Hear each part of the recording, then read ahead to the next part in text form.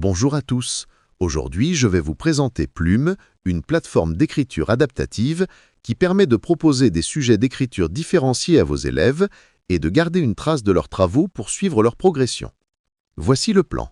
D'abord, nous verrons ce qu'est Plume. Dans une deuxième partie, je vous montrerai comment utiliser un parcours existant ou créer votre propre parcours d'écriture. Dans la troisième partie, nous découvrirons l'interface élève. Nous verrons ensuite quel suivi est possible côté enseignant. Enfin, je vous parlerai des points forts et des points de vigilance concernant l'application. C'est parti! Plume, c'est une plateforme en ligne qui propose des sujets d'écriture. Le principe est simple. L'enseignant choisit un sujet existant ou crée son propre sujet. Les élèves écrivent directement en ligne avec différents niveaux d'aide disponibles. Les usages sont très variés, on peut l'utiliser en français bien sûr, mais aussi en histoire, en sciences, en langue. Vous trouverez des exemples de séances dans les documents annexes. Pour accéder à Plume et tester les ressources, rendez-vous sur le site plume-app.co.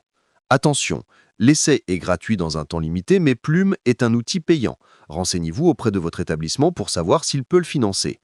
Si votre établissement fait partie des territoires numériques éducatifs, Plume peut faire partie des ressources numériques mises à disposition.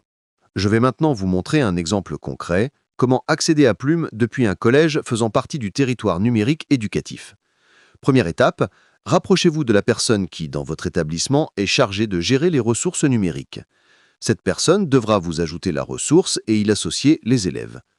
Ensuite, pour accéder à votre interface enseignant, vous devrez passer par Edugar avec vos identifiants académiques. Pour que vos élèves apparaissent dans Plume, il faudra qu'ils se soient connectés au moins une fois en utilisant leur code EduConnect sur la plateforme Edugar.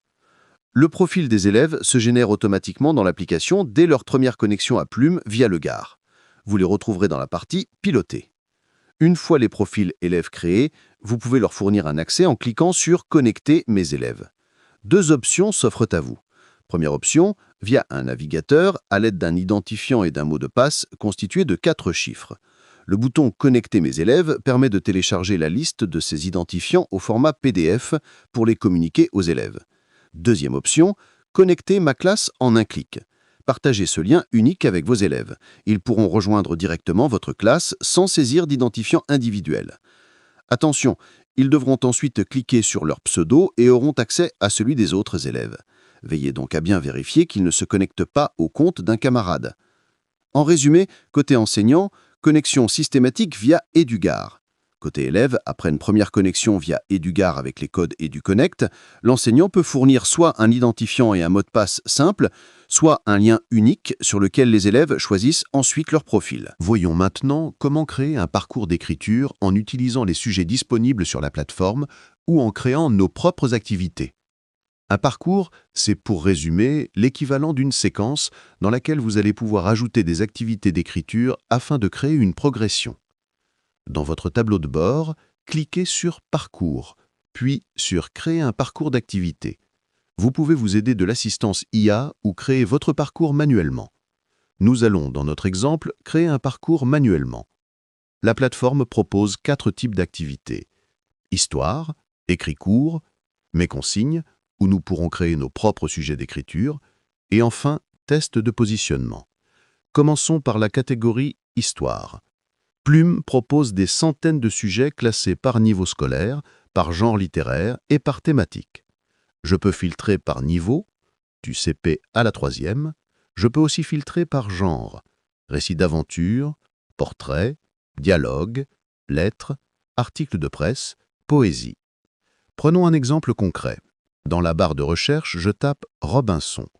Je trouve un parcours clé en main pour un niveau CM1-CM2. Je peux également voir le contenu du parcours. Je clique sur le symbole « plus » pour ajouter l'activité à mon parcours. L'activité s'ajoute dans cet espace à gauche. Voyons maintenant les écrits courts. Je vais rechercher un écrit court en rapport avec Robinson, l'activité précédente.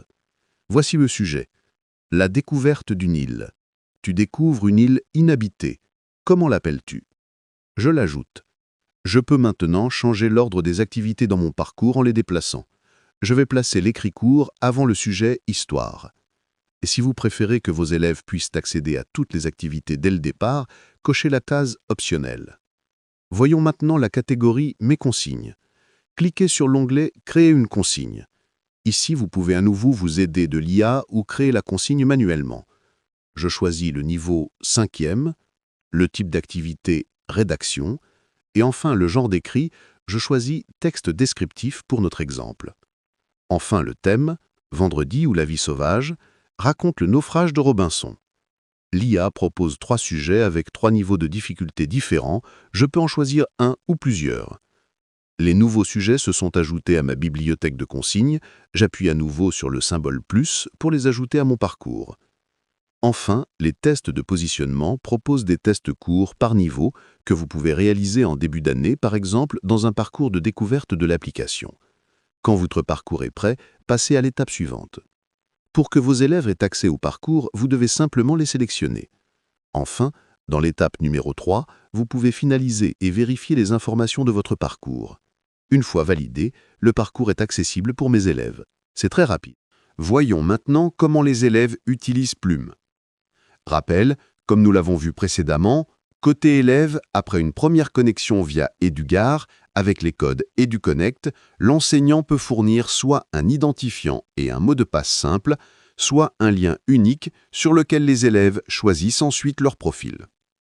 Une fois connecté, l'élève voit les parcours qui lui ont été attribués. Il ouvre un parcours, puis clique sur une activité et arrive sur l'interface d'écriture. Il peut s'agir d'un écrit court ou d'un écrit long en étapes. Plume propose aussi des fonctionnalités d'accessibilité. L'élève peut écouter les consignes. Dans la partie écriture, il peut activer la dictée vocale pour dicter son texte au lieu de l'écrire.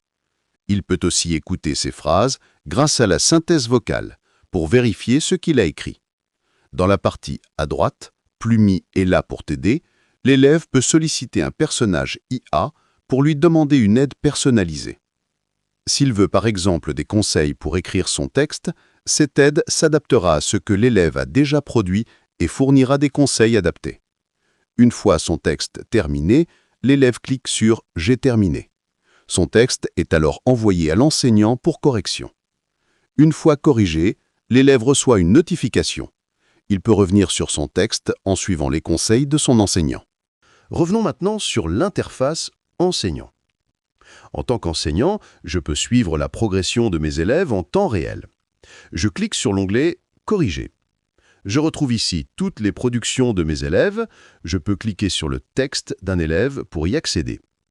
Je peux surligner des passages en utilisant le code couleur de l'application pour mettre en évidence orthographe, homophone, accord, conjugaison, syntaxe, expression, ponctuation. Je peux modifier le texte ou utiliser la correction automatique. Je peux ajouter des commentaires et conseils. Enfin, je peux évaluer le texte en utilisant les critères présents sur le site. Je coche la case « Attendre un retour de l'élève » et j'enregistre. L'élève reçoit mes corrections et revient sur son texte pour l'améliorer. Pour conclure, faisons le point sur Plume. Du côté des points forts, Plume se distingue d'abord par son accessibilité renforcée, synthèse vocale, écoute de ses écrits, dictée vocale. L'outil s'adapte automatiquement selon les besoins de chaque élève. Le suivi pédagogique est précis avec un tableau de bord détaillé, l'historique complet des productions et l'identification facile des difficultés.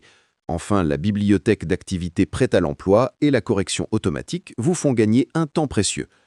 Concernant les points de vigilance, Plume est un outil payant nécessitant un abonnement. Il est accessible dans les territoires numériques éducatifs. Mais attention, la première connexion et l'ajout des élèves peut s'avérer complexe. Il faut aussi veiller à ce que les élèves ne deviennent pas trop dépendants des aides automatiques. Et bien sûr, l'outil nécessite une connexion Internet stable et des équipements individuels.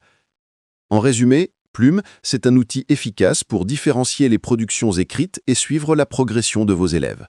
Que vous travaillez sur le récit, la description, l'argumentation ou tout autre type d'écrit, Plume s'adapte à vos besoins pédagogiques.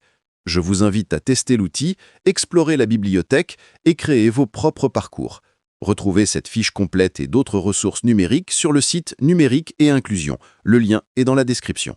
Merci de m'avoir suivi et à bientôt pour de nouvelles découvertes d'outils numériques.